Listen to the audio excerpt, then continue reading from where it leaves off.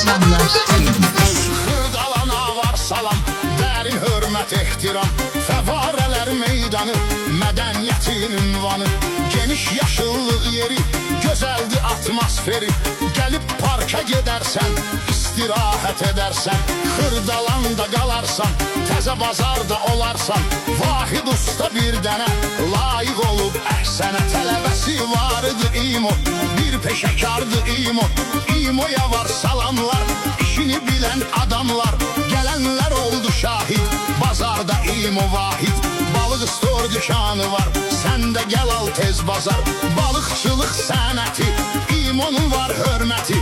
Deyim usta vahidi, bu işdə bir dahidi. Səlgəli iş görəndi, balıq təmizləyəndi. Ürəkdi candı usta, nefçaladandı usta. Gəlir dəniz məhsulu, satır təmiz məhsulu. İkisi də hörmətdədir, əla keyfiyyətdədir. Əziz xırdalanlılar, budur təmiz balıqlar. Alaq təmiz məhsulu, balığı dəniz məhsulu. Alaq gedək dincələk, bu bazara hər gün gələk. Təmiz balığı görməyə, məncə dəyər gəlməyə.